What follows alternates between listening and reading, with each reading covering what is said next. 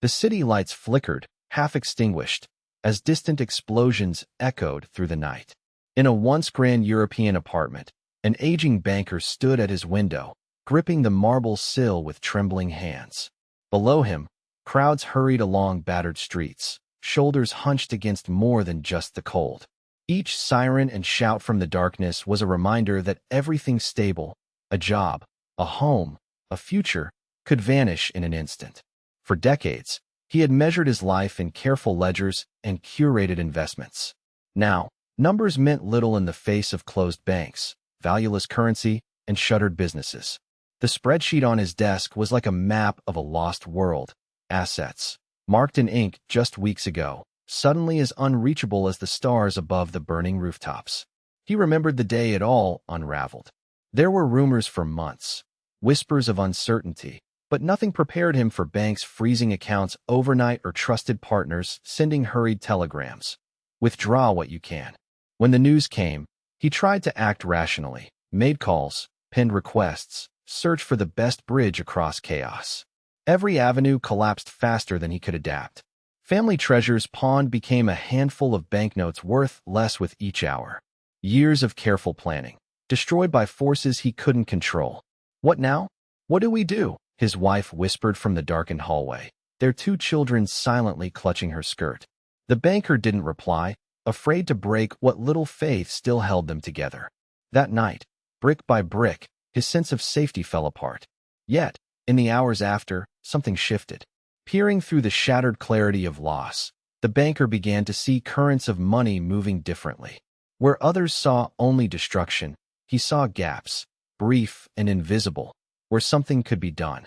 He watched how food flowed, how currency changed hands on the black market, how those with nothing but wit found a foothold in the chaos. He listened, learned, and realized that even now, choices appeared in the margins. From the ashes of his former life, he began to chart a new kind of ledger, not of assets and debts, but of opportunity and risk measured in moments, not months. We tend to imagine crisis as something distant, history's lesson, someone else's disaster. Yet in reality, echoes of that midnight struggle live all around us. Maybe you felt it in a growing pile of bills, a layoff notice tossed on the kitchen table, or persistent anxiety each time the price of groceries jumps another notch. Maybe, like the banker, you ask yourself, what now?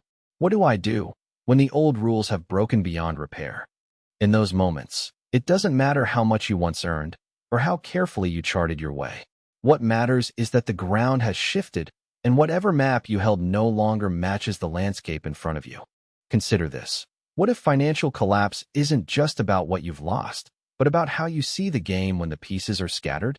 What if the real story isn't written in numbers at all, but in your ability to look up from the wreckage and notice where possibilities still linger, overlooked by fearful eyes? The banker's story is not about privilege or luck. It's about the exact point where everything familiar shatters, and a different way of thinking quietly begins to grow. A mindset that sees through disorder and moves while others freeze.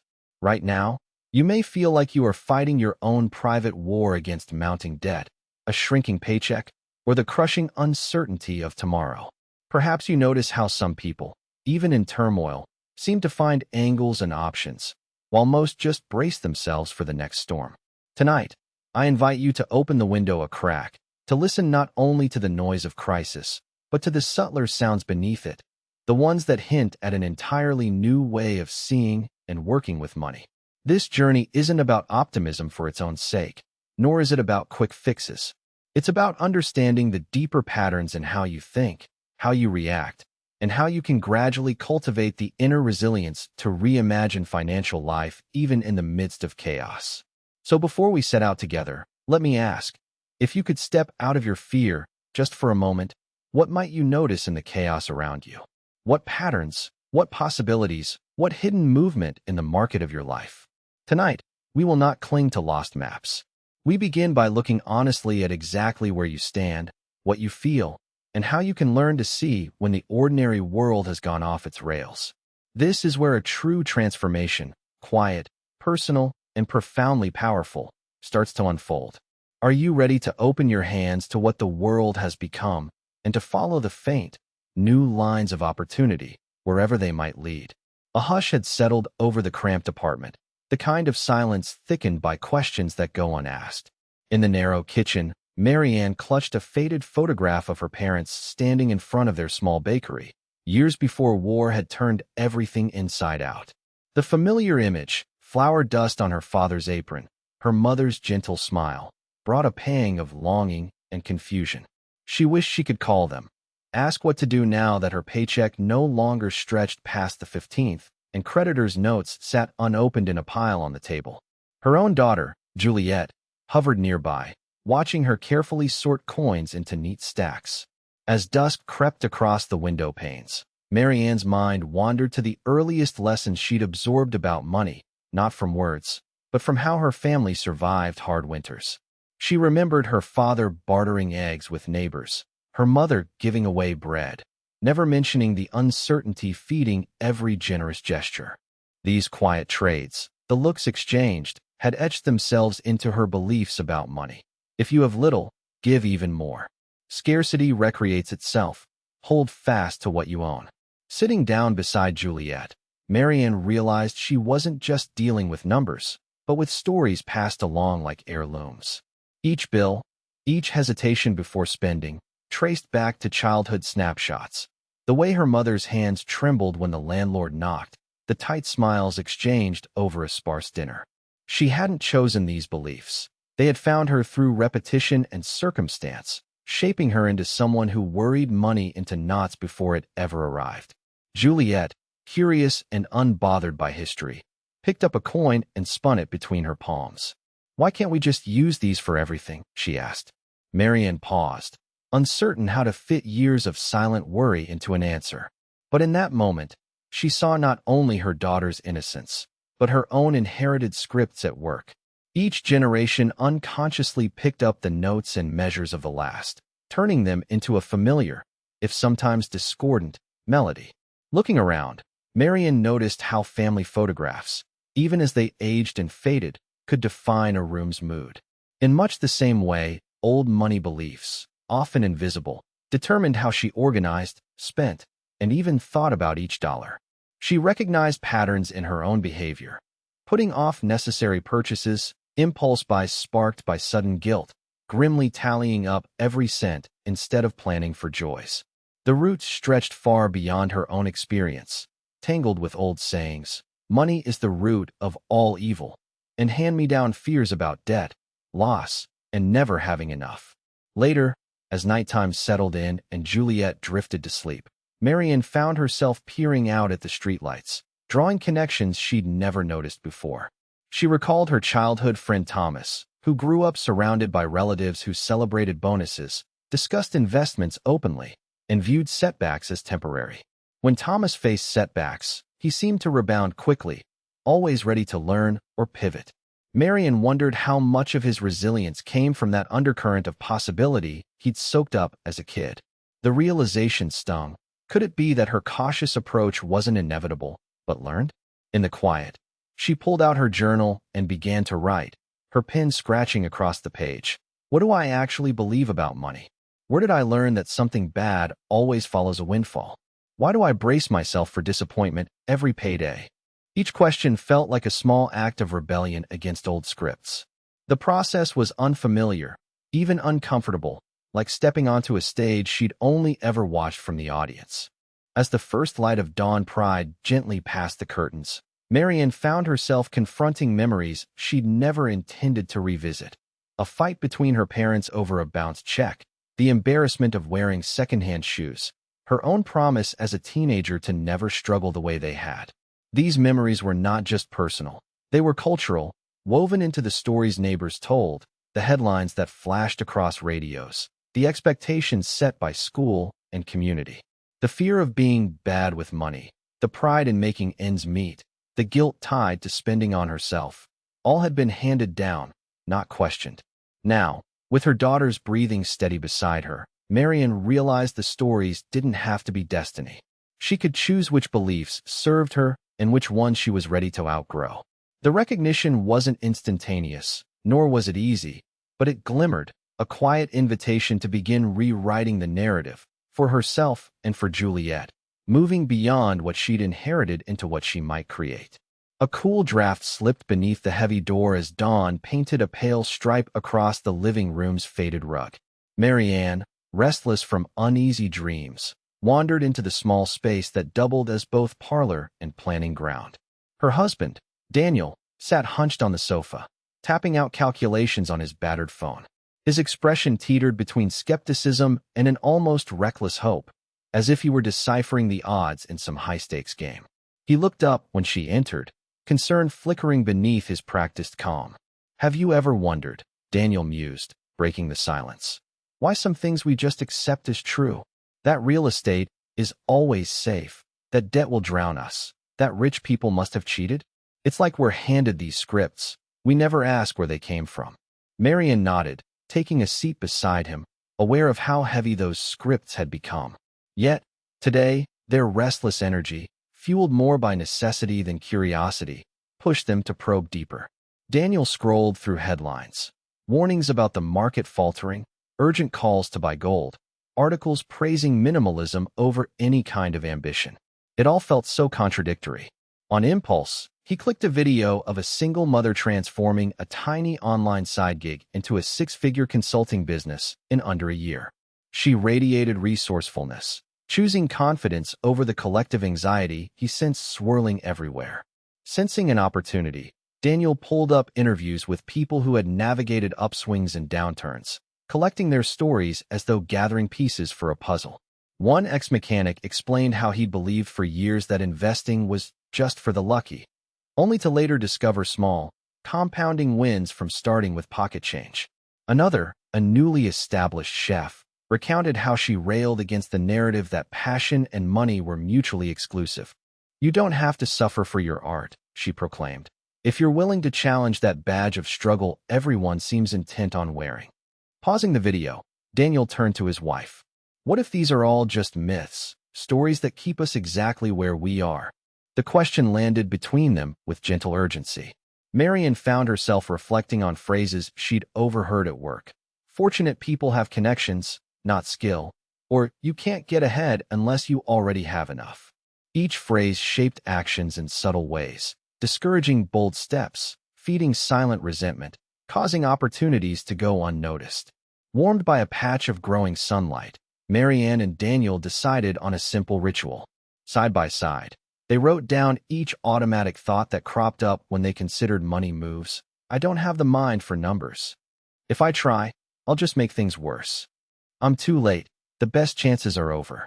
Watching the list grow, something broke loose, a sense that these long-held pronouncements truly were only beliefs, rather than inevitable destinies. Daniel, emboldened by their discovery, began rewriting each phrase, this time as a challenge rather than a commandment. "I don't have the mind for numbers" became, "I can learn what I need step by step. If I try, I'll make things worse," shifted to, "mistakes are part of discovering what works." "I'm too late" dissolved into, "there are emerging opportunities every day." They chose to repeat these new mantras out loud, not out of superstition, but to prove to themselves that change was possible, starting from their own lips. Amid this shared shift, the outside world was unchanged. Bills still pressed, news still blared. However, an unmistakable sense of possibility crept in, soft but persistent. Now, consider how this applies when you face your own crossroads. The next time you hear yourself echoing a family warning or social refrain, pause. There's raw power in seeing these truths for what they are, habits of thought, not judgments carved in stone. Furthermore, as the couple's outlook expanded, so did their willingness to act. Not all myths surrendered easily, but Daniel found himself emailing questions to a friend who invested in low-cost funds, and Marianne took a first step by researching freelance roles that played to her hidden strengths. Instead of allowing inherited fears to chart their map, they chose to test fresh terrain. The myths had once guarded the boundaries of their world. Now, with every rewritten line and spoken affirmation, those boundaries loosened. The rules of the game, they realized, could be bent by willingness to perceive them differently, no matter how long those rules had been accepted before. As evening approached, they knocked their knuckles together in a private gesture, a silent agreement to be myth breakers from here on out. The first cracks in the shell felt small, yet unmistakably real, a signal that a new story, though still forming, was now undeniably theirs. A solitary lamp cast a gentle pool of light over the breakfast table where Mary Ann and Daniel sat, thick mugs of coffee warming their hands. Outside, the sky was still a stubborn, bruised gray, but inside, something had shifted, a quiet readiness to take charge of what felt, for so long, so completely untouchable. Daniel broke the silence first, tapping the rim of his mug. "We've spent plenty of nights rewriting beliefs," he said, eyeing a notepad brimming with intentions. "But maybe it's not just about what we think. Maybe it's about what we actually do, even if our hands shake at first." The words lingered between them, and Marian felt her chest tighten, anticipation gnawing at the edge of her resolve. Direct action seemed daunting, like stepping onto ice without knowing its thickness. Yet, as Daniel reached for his phone and opened the financial tracker app, the abstract took on substance. Quietly, he began entering each expense, small things, everyday things, that until now had blurred into the background. The act was almost meditative, drawing attention to the little decisions often dismissed as trivial. He glanced up. "It's fascinating, recording what's right in front of us. I always thought our leak was a broken pipe. But the real drip is here, in the coffee runs, the online subscriptions, the things I swipe for without a second thought." Mary Ann, inspired by his methodical start, retrieved an old, sun-bleached notebook from her desk. Over the next few minutes, she began a gratitude log, scribbling down 3 things that had brought relief or joy in the past day, however modest: discovering a new recipe, a neighbor's smile, the odd comfort of a long walk at dusk. What surprised her most wasn't the items themselves, but the sense of sufficiency they sparked. Through those moments of thankfulness, scarcity felt less suffocating. The more she noted, the more her lens began to shift. Ordinary blessings now appeared as stepping stones toward a sense of abundance she'd always considered out of reach. At the same time, Daniel, emboldened by his transparency, challenged himself with a visualization. He closed his eyes, picturing their lives 6 months forward. Instead of constantly treading water, he imagined funds automatically flowing toward emergency savings, regular treats for Juliet, and even a weekend getaway. The vision was clear and vivid, mapping pathways he hadn't considered. When he shared what he saw with Mary Ann, it surprised them both how real and how attainable that future seemed in detail. Sharing aloud lent weight to intention, fueling choices that aligned with more than just wishful thinking. Simultaneously, practical shifts began to take root.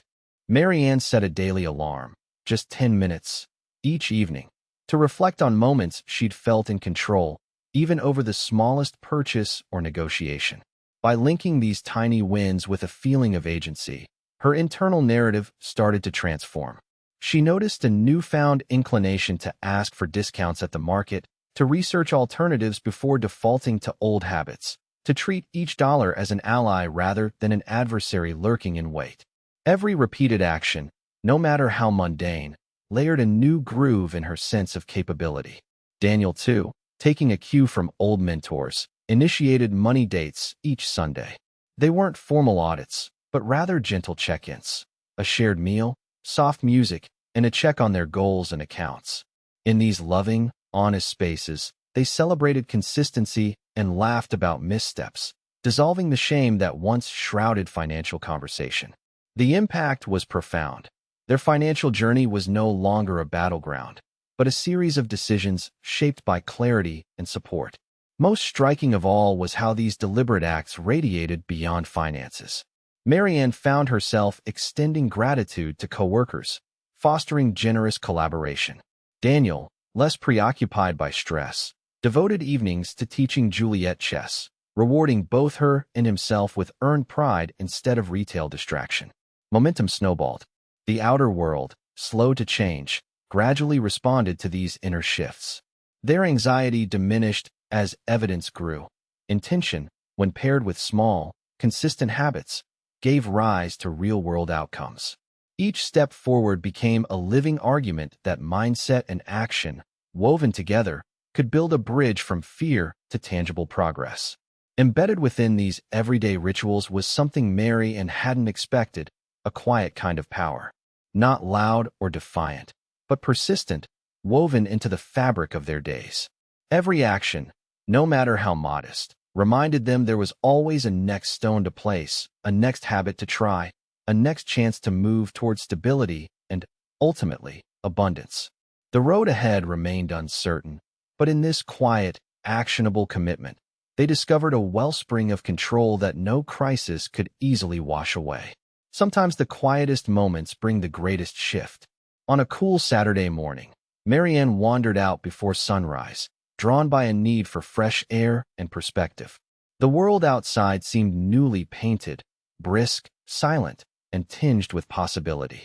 Daniel, after a night turning over ideas, had left early as well, this time not for work, but to attend a community roundtable he'd heard about from a neighbor. Their separate paths that morning highlighted the growing individuality each brought to the transformation now unfolding between them. For Mary Ann, the city stirred in ways she hadn't noticed before. A neighbor hosed down his food truck, cracking jokes with the grocer as they exchanged news about shifting market prices. Children skipped across a nearby courtyard, trading marbles and giggles in the lingering chill. She observed the interplay of trust and transaction, how goodwill could smooth negotiations or open doors to mutual benefit.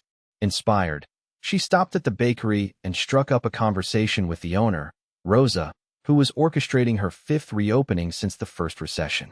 Rosa shared candidly how, in order to thrive, she'd learned to adapt not just her menu, but her sense of what community meant, partnering with local farms, hosting weekend fairs, and inviting customers into the creative process. In each pivot, Rosa had anchored her financial decisions to the evolving identity of someone who could nurture both business and belonging, rather than simply survive. Meanwhile, Daniel found himself surrounded by strangers in folding chairs, all drawn together by a shared unease about their finances. The facilitator, a retired architect named Sam, stunned the group by opening with the question, "When did you last feel truly at ease with money?" Silence fell heavy, but someone, an elementary school teacher, eventually described how labeling herself as a saver had shaped not only how she managed cash, but how she prioritized security over opportunity. The group exchanged stories, and for the first time, Daniel began to sense the powerful, often unspoken, identities guiding everyone's choices. Identities shaped less by numbers than by long-held beliefs about worth, ambition, and risk. Returning home, Daniel and Mary Ann reconvened over lunch, sunlight shifting through their window, eager to compare notes. Daniel relayed how one participant at the meeting had reinvented her own financial journey by deciding to see herself not as a victim of circumstance, but as a steward, someone whose mission was to create value for others in unexpected ways. Rather than fixating solely on personal gain, this woman had begun to view every transaction, from tipping a barista to mentoring a new hire, as an outward expression of identity and purpose. Inspired, Daniel realized he had rarely thought of money as a tool for giving shape to what mattered most, not status, but security, freedom, and meaningful connection. Mary Ann, her cheeks still flushed from the morning's encounters, described the subtle pride in how Rosa spoke about her evolving business. She realized that prosperity and integrity were not opposites. In fact, a sense of ethical purpose could fuel financial choices that benefited more than just the balance sheet. Mary Ann wondered aloud how she might volunteer at local events or craft homemade goods in collaboration with her daughter, transforming small actions into a visible reflection of a generous self-concept. As the afternoon mellowed, the house grew bright with possibility. They lingered at the table, mapping out what new roles they could experiment with. Daniel as a neighbor who shares expertise, Mary Ann as a creator making beauty out of limited means. Each idea felt like trying on a new coat, testing its fit before stepping out into the world. They noticed how even modest acts, quiet advocacy at the PDA, a tip well given, a home-cooked meal shared with a struggling couple down the hall, left them standing taller. Their relationship to money grew less about mere accumulation or rigid constraint, and more a living, evolving extension of who they chose to become. Now, as you step into your own day, consider what roles you've unconsciously played around money. protector, survivor, solitary achiever, or silent supporter. Imagine what new facets you could cultivate, which values might animate your financial actions. Rather than confining prosperity to a balance or a bill, let it become a practice, wrought in the daily details, shining through choices made with heart, skill, and a quietly growing sense of self-respect. Clouds gathered low over the city as Daniel made his way to the edge of the community garden, eyes drawn to the rows of vegetables shining with dew. He paused near an older man carefully turning compost, steam rising in the chilly air. The man's calloused hands and deliberate movements spoke of dedication and adaptation. Even in unpredictable soil, he coaxed abundance with patience, minor adjustments made from years of watching both weather and weeds. That morning, Daniel resolved to take a fresh approach to his finances, inspired not by scarcity or mere survival, but by a gardener's mindset, tending the ground with incremental care, allowing growth to unfold by responding, not reacting. A shift began with their next family meeting, which Daniel hosted around a scatter of colored index cards. Rather than focusing on cutting expenses or chasing short-term goals, everyone was invited to propose quick experiments, specific, low-stakes actions that could yield fresh insight. Juliet eagerly suggested sorting the pantry to find forgotten ingredients and invent new meals, aiming to stretch their grocery dollars with creativity instead of compromise. Marianne, curious after a late-night podcast, proposed trying a no-spend weekend. They would seek out free activities in the city, transforming constraint into adventure and memory-making. Daniel, for his part, challenged himself to research one new side hustle option each week, rating each opportunity on a scale of excitement and plausibility rather than profit alone. Contrary to their worries, this reframing sparked more laughter than friction. Each idea was met less with dread, more with a sense of playful experimentation. They tracked outcomes not by dollars saved alone, but by what they learned about their patterns, preferences, and thresholds for risk. After the pantry project, they uncovered enough canned beans, pasta, and spices for 3 unexpected dinners, each one an original. The experiment prompted conversation about the comfort and creativity hiding in overlooked corners, a reminder that resourcefulness is often born not from deprivation, but from openness to surprise. Beyond the kitchen, Daniel's rookie ventures, dabbling in freelance design gigs, selling rare books tucked away in storage, picking up a short survey-based task online, provided more than supplementary cash. The process illuminated hidden skills and dormant networks. Marianne's foray into no-spend adventures revealed how swiftly novelty and contentment could bloom outside familiar routines. A packed thermos at the lakeside, a pop-up concert discovered by chance, impromptu chess matches in the park. These experiences, entirely new to their financial landscape, slowly dissolved old associations between leisure and expense. Layer by layer, their household adopted what Daniel called compound curiosity, the idea that each deliberate action, however small, builds upon the last, multiplying effects over time. With every experiment, their willingness to trust their adaptability deepened. Discomfort shrank in the face of evidence. Trying just one thing differently each week added up rapidly, shifting their view of what was possible. They no longer sought mastery in theory, but welcomed imperfection, with progress counted as new behaviors rather than immediate results. Looking at your own circumstances, reflect on how safe-to-fail experiments, such as tracking spending in a new way for a month or volunteering to learn a marketable skill, might unlock pathways that routine or anxiety previously obscured. The transformation comes less from the magnitude of each act than from the cumulative momentum, the way one fresh perspective can recalibrate an entire approach. By nurturing this sustained practice of actionable exploration, the family discovered that authentic financial transformation rarely comes as a dramatic breakthrough. Instead, it's a mosaic built piece by piece. Each decision, big or small, a deliberate seed sown in anticipation of the next season's growth. Embracing this process, they unearthed a sustainable optimism that did not depend on windfalls or perfect conditions, but on a steady, confident willingness to adjust and begin again. Reflecting on this journey so far, an atmosphere of subtle transformation lingers in the home. something nearly imperceptible, yet undeniably alive. Mornings drift in gently rather than landing with the dull thud of old anxieties. There's a rhythm to the way the household wakes. The quiet footfalls in the hallway, the hush of water pouring into mugs, the texture of sunlight inching across the kitchen counter. Conversation, once pulled taut by unspoken tension, now glides with a newfound cadence. A brief exchange about the day ahead, a wry joke trading places with a practical note on the calendar. Beneath these small shifts, currents of change intertwine and gather force, pulling each member of the family further from the barren landscape they once inhabited. Outside their window, the city glimmers, an interconnected web of people maneuvering within their own invisible economies.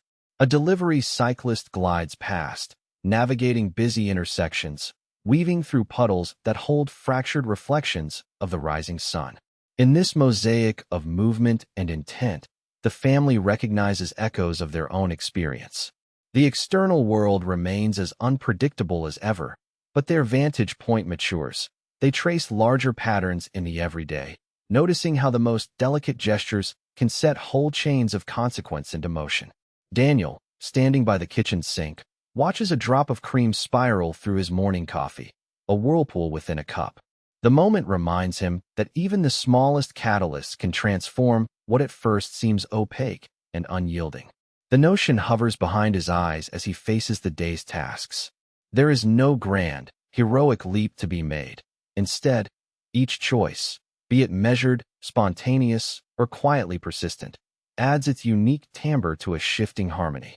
Marianne, pausing at the door to tie her daughter's shoes, finds herself repeating a softly uttered encouragement, more instinct than intention. These spoken bits of optimism, rolling like marbles across the kitchen table, accumulate somewhere deeper. They settle not only in Juliet's heart, but ripple back into Marianne's own, lifting her even as she prepares to face an uncertain set of hours.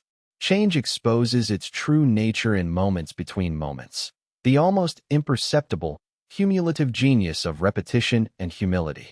The family learns, by living these days fully, that expectation's sharp glare fades when replaced by curiosity's patient, incandescent glow. Where once only scarcity cast its long shadow, now a kind of internal spring swells. The soil of circumstance, enriched by hands that have dared to break old clods, becomes more yielding to seeds hitherto reserved for some distant future. In the quiet motion of these days, the rustle of notebooks taken out after dinner, the echo of laughter chasing away the habitual hush of caution, there's an inexorable blending of intent and outcome, each reinforcing the other. The repeated act of looking, speaking, choosing, and sometimes faltering, draws invisible threads through the fabric of their shared lives. Slowly but steadily, these threads layer upon one another, creating a tapestry whose pattern only reveals itself with the luxury of distance and perspective. Throughout, the world persists in presenting challenge and ambiguity. Markets wax and wane, relationships test patience, ambition tussles with fatigue. Yet, there's an unfamiliar poise now when they gather in the evenings. Conversations tilt toward the horizon, unconsciously leaning into questions not of mere subsistence, but of cultivation and quietly expanding possibilities. Underneath it all, the hum of anticipation grows, a sense that, although the outlines of tomorrow remain in flux, something fundamental has shifted within. As dusk falls and the city's pulse slows, this family stands at the threshold, not merely hoping for transformation, but palpably embodying the promise of what comes next. Long after the lights had dimmed and the last echoes of the day's commotion faded into the gentle pulse of night, Marianne sat for a moment in the hush of the living room. The world outside pulsed with distant horns and the low hum of city life. But here, in this small sanctuary, she felt time slow, as if holding its breath to listen. Daniel moved softly through the rooms, gathering stray socks, checking windows, performing rituals old and new. There was no grand ceremony, no orchestral signal to mark the turning of the tide, just the subtle choreography of lives unfolding side by side. What had begun as a series of quiet reckonings, first with fear, then with memory, myth, and habit, had led them through a winding passage. They had stared down inherited ghosts and traced the map of past failures and forgotten hopes, only to find, waiting in the margins, the shape of something entirely their own. No miracle arrived, no sudden windfall or cosmic guarantee. Yet in facing each day with a steady resolve, not to control every outcome, but to meet each turn with awareness and a willingness to experiment, they discovered their story was theirs to author, even in the smallest strokes. In the hush, Marian thought of the old banker, peering out into the ruins, who dared to see worth where others saw only scarcity. She understood now that it was never about divining the perfect opportunity or even always prevailing against the odds. True progress had less to do with defying history and more to do with refusing to inherit defeat, with learning to sense the subtle current beneath disorder, and with stepping forward anyway, guided not just by logic or plans, but by an undercurrent of faith in the possibility of something better.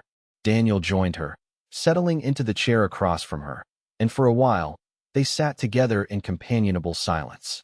Outside, winds pressed against the window, bearing with them the feeling that the world was still very much in motion. Daniel took her hand, eyes warm but contemplative. "There's always risk," he said softly, "but there's beauty too, even in starting from nothing. Especially then." It was this: the knowledge that chaos need not be a sentence of paralysis, that within every upended routine and unexpected challenge, there is a passage, not always obvious, sometimes narrow, but real. What mattered most was not who had more resources or fewer worries, but who chose to open, to listen, and to move. The real transformation was subtle as breath, not just shedding old beliefs, but embodying a spirit that treats uncertainty as a companion, not a foe. Marianne could feel her understanding of value shifting, no longer tethered to what could be amassed or protected, but to how bravely, generously, and thoughtfully she and her family showed up in the world. As sleep beckoned, she found herself pondering not just what wealth meant, but what legacy she wished to craft, moment by moment. The question was no longer how to escape the existing game, but how to reshape it, even if only in their own corner of it. In the end, they had become not only survivors of their circumstances, but translators. Those who could turn fear into curiosity, hesitation into gentle courage, shortage into connection, and everyday decisions into quiet acts of freedom. So as you listen now, heart open in the stillness that comes at the close of a long day, carry this: the invitation to look again, to trust the slow accumulation of small shifts, and to believe that what you cultivate from within will find its way, quietly but inexorably, into the world you inhabit. What you change inside shapes what is possible beyond your door. Tomorrow waits quietly, ready for you to meet it, with humanity, resourcefulness, and the budding wisdom of your own new story.